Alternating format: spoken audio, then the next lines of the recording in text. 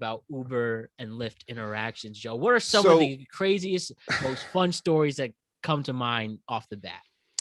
One of the first that I remember, like, that sticks out, and this was when I was still doing it in Connecticut.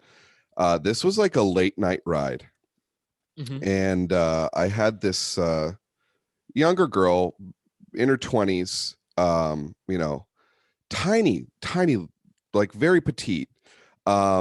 But she was like, she made it very clear that she was a lesbian and that she was going to meet up with the girl that was not her girlfriend. They were not dating. So she said this off the bat. I just want to let you know that I like within the first 5 minutes, she's wearing jeans and a white t-shirt, and I'm like, I probably could have picked up on it. Not that I assume anything about anybody, but and so she's going on. She's obviously drunk. It's like 2:30 in the morning. So we know what this is. It's a booty call. It's okay, hon. Yeah. And but so it's interesting because I started off driving a BMW. I got a great deal on the 328i, so ended up having a few issues with it, trading that in, and I'm in a Jeep now, which I love. But so I need to frame this because this is a BMW, like a 328i, tiny, like tiny little sedan, and so this chick is in the back seat. Now, obviously, this is 2018. This is pre-COVID, far pre-COVID, and like she's all hype. She's excited. She's super nice, but to the point of I'm going. To the point of being like, oh my God, like, is this girl drunk or doing other stuff too? Yeah. And so at one point she's like I feel bad that I sat in the back seat. I feel like this is super disrespectful. I'm like, no, it's good. Like, most people sit in the back. Like, you're good. This chick, I'm on the highway. She unbuckles her seatbelt, crawls forward through the area of the center console while I'm on the highway, while I'm driving. Yeah, I'm not even at a light.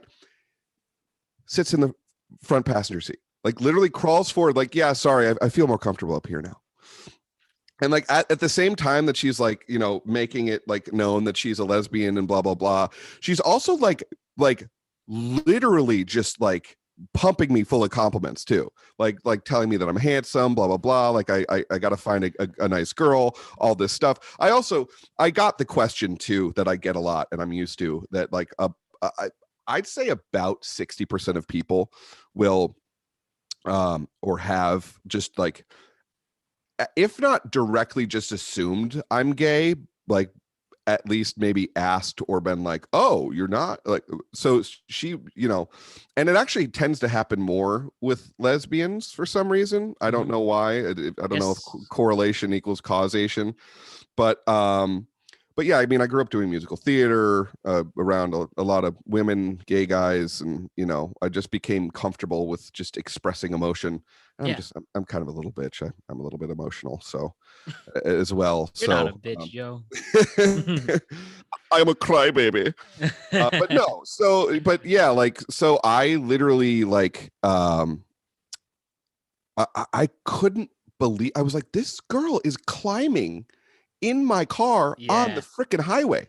And so, we get to where we're going, and she gets out and like, she's like, thank you so much, blah, blah, blah. But the late night booty, like, I was expecting it to just be a funny story because this girl's like, trying to convince herself more than me probably that this was not a late night booty call. But I'm just visiting my friend at 2:30 in the morning. Yeah. Can I ask you though, Joe, on behalf of like the Lyft and Uber driver community, when you get a single person between the hours of, let's say, midnight and 4 a.m., do you like know? Because I will say, I'm giving, I guess, the story. So I had one time, it's right before the pandemic, I was hanging out with somebody. She stayed over and she left my place at like 4 a.m, and I'm just Ubering, right? And I'm just wondering, like, what is this driver doing? Pulled up this residential house and leaving at 4 a.m. I just always wonder, what does the Uber driver thinking in their head? But she made it home safe and stuff. But like, I've just always wondered, in any case, like, are you just like wink, wink, nudge, nudge between when you drive single people, by themselves between like midnight and 4 a.m., 5 a.m.? It's interesting because the thing about driving Uber is, especially in the city areas, you're most reliably going to be getting rides at those times. So you literally never know what you're going to get.